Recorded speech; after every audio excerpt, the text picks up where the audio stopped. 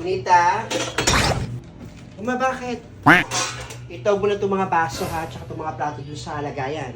Hugas na yan, malinis na yan. Eh, punta lang ako sa baba. O sige po, ako na po bahala dyan. Hoy, na saan ka pupunta? O pa rin bakit? Nagkausap na ba kayo ni Negra? Ayun ako. Inaasal ko nga, natawag ko kahapon, hindi ko rin pinapansin. Para malaman niya yung pakiramdam ng hindi pinapansin, no? Ay naku, Nena. Kausapin mo na yun. Oo, papansinin ko naman yun. Inaasal ko lang. Naaasal ka pa. Sige, dyan ka na. Dadaan ako para pag tinawag niya ako, doon ko na siya papansinin. Sige. Ingat. Kausapin mo na yun, ha? Hoy, Nena. Nako. Hindi kayo nakatiis, no? Halika nga, ba't na tayo? Ewan ko sa'yo. Okay ka na ba? Hindi na mait ang ulo mo. Hindi na okay na ako. Oo talaga. Pasensyaan mo na ako ha, kung mag-iinarti ako. No, pasensya ka na rin sa akin. Inaasal lang din naman kita. Pero at least okay na tayo. Yun ang mahalaga. Tama ka, ang mahalaga, okay na talaga tayo. Thank you Lord, okay na kami ni Nena. Uy, Virgiline! Hoy, Nena, Negra. O, Virgiline, buntis ka, no? Oo nga, Virgiline, buntis ka ba? Ay, oo, buntis ako. Halata na pala. Ay, naku, halata naman si medyo nagbago yung katawan mo, tsaka nangitim yung liig mo, pati yung batok mo. Malamang lalaki yung anak mo kasi nangitim yung batok mo, tsaka yung liig mo. Oo nga, nangitim nga itong liig ko, tsaka yung batok ko. Naku. Mukhang okay na yung mga geng-geng. Parang nakita ko kilikili mo, medyo maitim eh. Siguro, lalaki talaga, no? Naku, tama ka, lalaki. Ang ganun, naku, nung sa panganay ko eh, ang itim ng bato ko, pati kilikili ko eh, lalaki yung anak ko. Ay, oo. Nangitim din yung kilikili ko. Tama yung hula ko, Negra. Buntis nga talaga itong si Virgiline, pang 16 na itong anak niya. Tumigil nga kayo, Negra, at saka Nena. Eh, bakit naman kayo mga may itim niyang kilikili niyo, pati mga batok niyo, di ba kayo mga buntis? Kung sa inyo, magpaderma kayo. Pumunta kayo sa mga dermatologist niyo. Tulad ko, nagpupunta ako sa aking dermatologist para malaman ko anong problema ng aking mga balat. Doon natin malalaman nyo, huwag kayo maghaka-haka para makakuha tayo ng mga tamang diagnosis. No?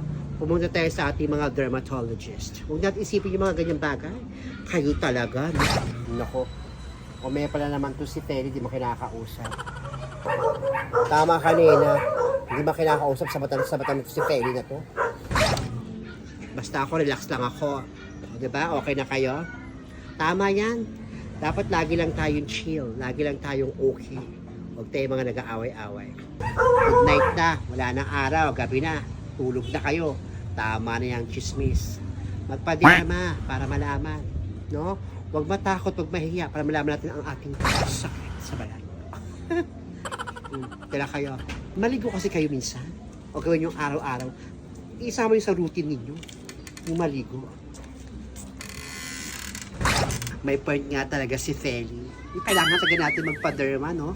Nang malaman nga naman talaga natin kung ano nga bang problema, ba't nagbabago yung balat natin kapag ang isang babae ay nagdadalang tao. Oo nga, Virgin, may tama nga si Feli.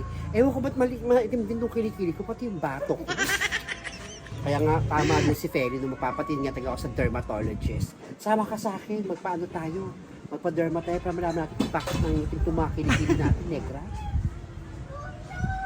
Pero mahal yata ang session ko. Ano kami alam ako doon, batas doon sa may paliparan, sa may unitap.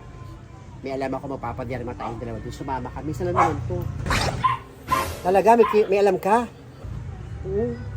Pero, kaya mo na, baka wala naman akong pera, pampaderma. Okay na ito. Okay na rin siguro sa akin din to. Kilikili ko. Salamat, bati na tayo. Alam ko, okay na yun, at bati na tayo. Okay na rin ba kayo ni Virgiline? Oo, okay na kami ni Virgiline. Nagkausap na kami nakarang araw.